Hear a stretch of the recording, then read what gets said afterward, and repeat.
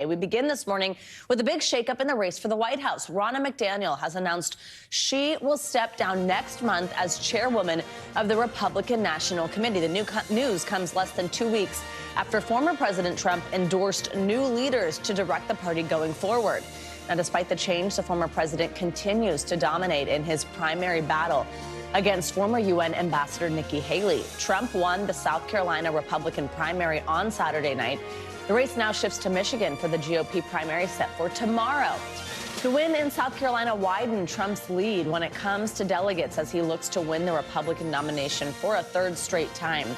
Haley says she's looking forward to next week when several states will take part in Super Tuesday. I said earlier this week that no matter what happens in South Carolina, I would continue to run for president. In the next 10 days, another 21 states and territories will speak. They have the right to a real choice. For the latest, we are joined by NBC News senior political editor Mark Murray and NBC News senior national politics reporter Jonathan Allen. Good morning to both of you. Thanks for being here. Mark, I'll start with you. And the news this morning of Ronna McDaniel stepping down as RNC chair. Talk to us about the implications of this announcement. Yeah, I think the biggest takeaway is just as another sign about how Donald Trump has strengthened his hold over the Republican Party and all of its organizations as he marches to become the party's likely presidential nominee after his victories in the early primary states. And Donald Trump has already endorsed Michael Whatley, the chair of the North Carolina Republican Party, to be the RNC's next chair. It also comes as the RNC has struggled to raise money versus the Democrats, and after the Republicans' losses in the 2018 midterms, the 2020 presidential election, and the 2022 midterm elections. Although, while many people in the Republican Party have pointed their fingers at Ronna McDaniel, others have actually blamed the former president, Donald Trump. John, let's bring you in here and talk sort of about what we're seeing happen to Nikki Haley. So, of course, we mentioned how she did not do well in her home state of South Carolina. She's also losing some notable support, including financial support. Walk us through what we're seeing happen to her and how significant this is right now as she tries to hang on here. Yeah, I mean, I think what you've seen is some of the big donors around her, the Koch network, Americans for Prosperity, concluding what a lot of others who were not in love with Trump have concluded over time, which is that there's no marginal return in each dollar they put into Nikki Haley. And so they don't want to keep throwing good money after bad. And so when she looks at the outlook, she's going to have some money to compete in these states that are upcoming, but the truth is there's not a single state where she has on the map that she can identify that she's going to win. And if you can't come in first in any state, you're not going to win a nomination.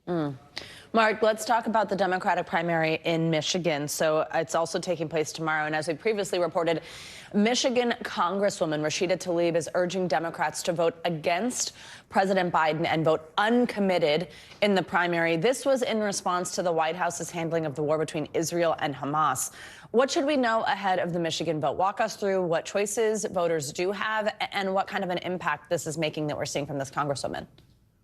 Yeah, this is a protest against President Biden coming from progressives who are upset with the president's handling of the Israel-Hamas war. And of course, we have seen this in national surveys and also in some of the polling in Michigan, where President Biden ends up trailing Donald Trump in some hypothetical matchups, although the margin is within the margin of error in those contests. And Michigan, it's important to note, is an open primary. So you're going to see people participating in the Democratic primary, people participating in the Republican primary, regardless of party. That aspect of it being an open primary also is something that Nikki Haley sees as a benefit, despite her trailing Donald Trump in delegates and in many polls for some of the upcoming contests, that some of the independents and crossover Democrats might end up voting for her instead of participating in the Democratic primary. John, before I let you go, I mean, so this is looking more and more like we are going to essentially have a rematch between President Joe Biden and former President Donald Trump. There's something interesting yesterday from Meet the Press, where California Governor Gavin Newsom, he actually specifically called on Biden to debate Trump. But we know his campaign has been non-committal at this point to any general election debates. Any chance that you think that that moves forward? What'd you make of those comments? It's a great question, Savannah. I really want to know what was behind them, whether Gavin Newsom got a green light on that from the White House or he's freelancing. It's Gavin Newsom writing checks with his mouth that Joe Biden would have to cash with his body and with his debate skills later on. So, look, I think the bottom line is that it is still completely unclear as to whether there are going to be presidential debates this year.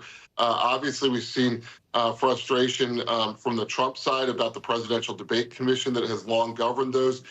You've seen frustration from the Biden side about debates. Remember, they canceled one when they had the opportunity to do so during the last election cycle because Trump was non-committal. So it would be fascinating. I think the American public deserves to see the two candidates debate, but at the same time, not clear that that's actually going to happen. We shall see. John and Mark, thank you both very much for kicking us off on a Monday. Now let's head to the Middle East, where U.S. coalition forces launched more than a dozen airstrikes against Houthi rebels in Yemen over the weekend.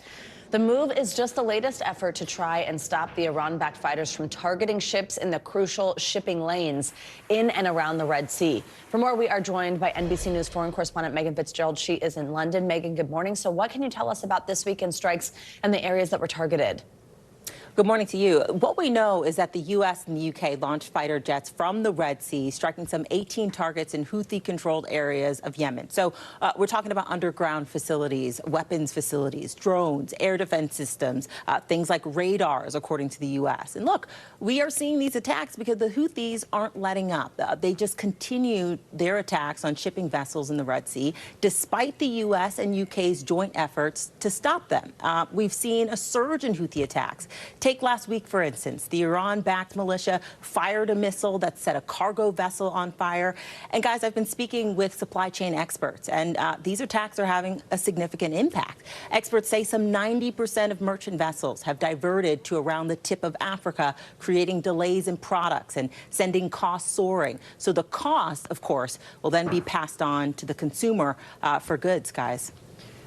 Megan, as you mentioned, these attacks have been ongoing, both from the Houthis and then the response. This is the fourth joint mission to stop attacks on ships in and around the Red Sea, but it doesn't seem like that has done much. What has the response been? What are we hearing from U.S. officials? And is there hope that this time makes a difference?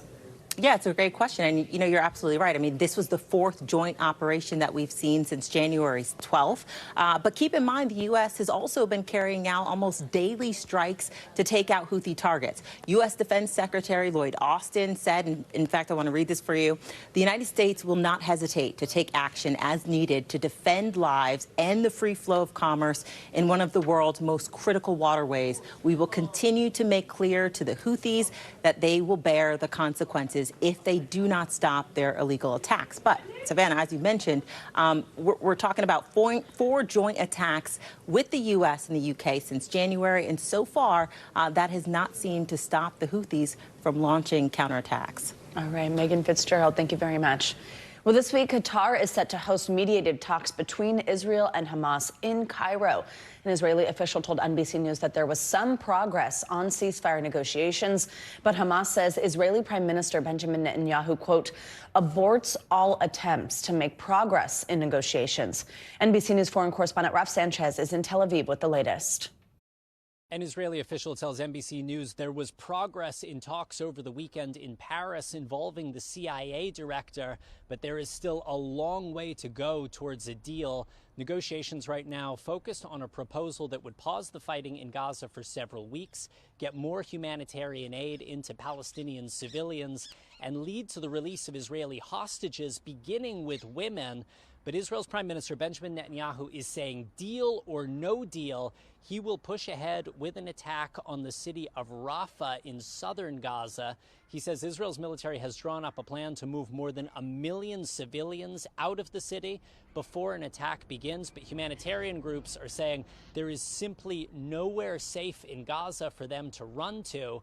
Meanwhile, in Yemen, the U.S. and the U.K. carrying out another wave of strikes against Iranian-backed Houthi militants, hitting 18 targets. That's according to U.S. Central Command. But there is no sign at this point that these strikes are deterring the Houthis from their continuing attacks on commercial ships in the Red Sea. Raf Sanchez, NBC News, Tel Aviv. Well, this weekend marked 2 years since the war in Ukraine began. Since the start of the Russian invasion, President Zelensky said 31,000 Ukrainian soldiers have been killed. Speaking with NBC's Richard Engel, the Ukrainian president said his troops are running out of supplies and urged Congress to approve more military aid. Here's that interview. As Ukraine commemorates 2 years since Vladimir Putin invaded, President Zelensky told reporters delays of weapons and ammunition from allies, including the United States, are costing Ukrainian lives, saying 31,000 of his troops have been killed so far in the war, his first update of the death toll in a year. President Zelensky said Russian troops are taking advantage of Ukraine's lack of supplies with a new offensive, which he expects will intensify over the next 2 months. I met up with the president in our fifth conversation since the war began. The president began by saying Ukraine has no choice but to keep fighting because the cost of losing to President Putin is everything. If he will break defending lines, he will destroy all the cities. He doesn't need anything, any Ukrainian culture. He will destroy it. Architecture, museums, schools, universities, people. Mr. President, I just returned from several areas along the front line in the south and in the east, and soldiers there told me they have to ration their ammunition. What happens to your country if this American aid doesn't arrive?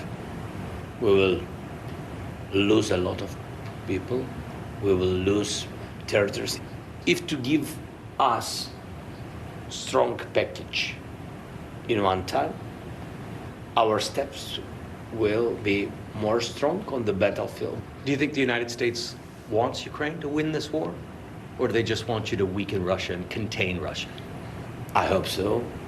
I hope so. Otherwise, how to trust people? It's so difficult to live without any trust. So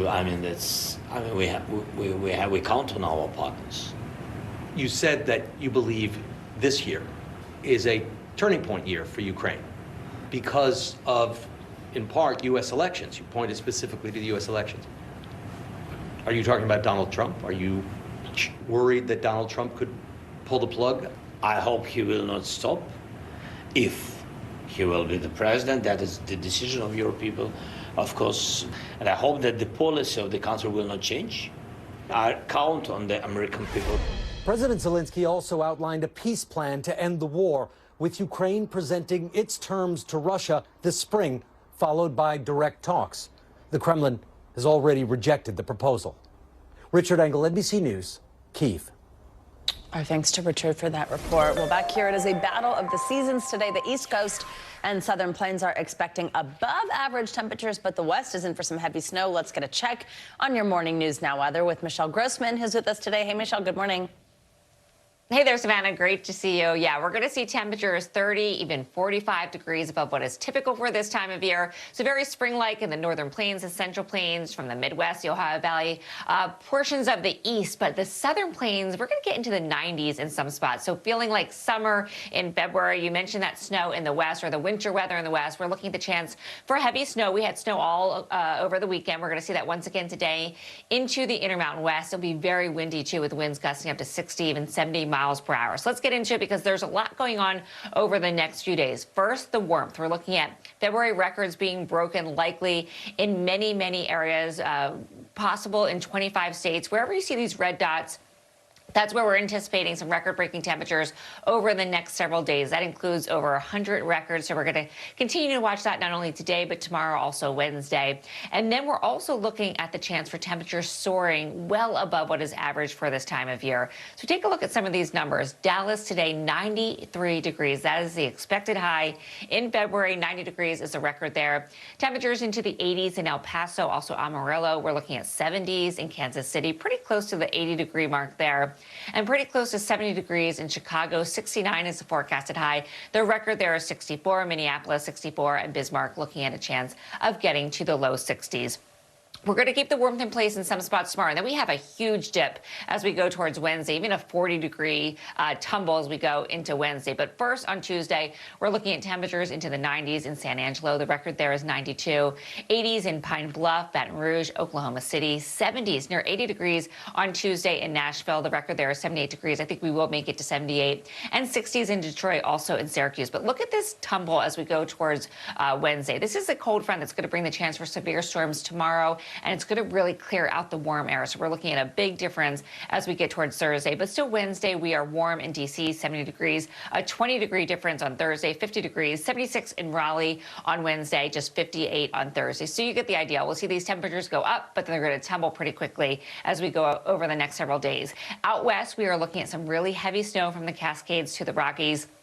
Feet of snow in many spots, especially in the highest elevations. We're looking at damaging winds from Montana and New Mexico. And when I say damaging, we're looking at winds gusting up to 70 miles per hour in some spots. So we're looking at the chance of snow squalls, blizzard-like conditions, snow falling at 1 inch, 2 inches per hour. That's going to create some whiteout conditions, combining that wind in there. So really treacherous travel in portions of the northern Rockies today into tomorrow, and really throughout the Intermountain West, where you see that blue. That's where we're expecting that snow. Here's that cold front. Watch as it moves across to the east. That's what's going to clear out those warmer temperatures. But before that, we're looking at really warm air ahead of that cold front. So we're looking at the chance for severe storms as that cold air clashes with that warm air in portions of the Ohio Valley, the Great Lakes, the Midwest. And we're talking severe storms, tornadoes, really large hail, gusty winds, heavy downpours. But behind this, we're looking at heavy snow for the upper Midwest. So we're looking at cold air behind that cold front that comes through on Wednesday for much of the East Coast. Rain and strong winds for much of the East Coast. So we're still mild on Wednesday with that heavy rain falling, but we're going to see those temperatures really tumble behind it. We could see some snow showers behind that cold front. We're looking at 5 million people impacted by winter alerts. Where you see the pink, that's your winter storm warning.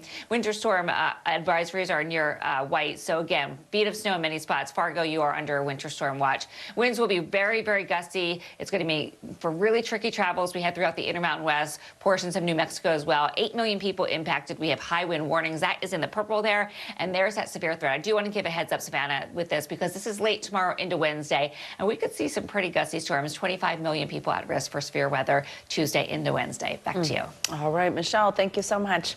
Thanks for watching. Stay updated about breaking news and top stories on the NBC News app, or follow us on social media.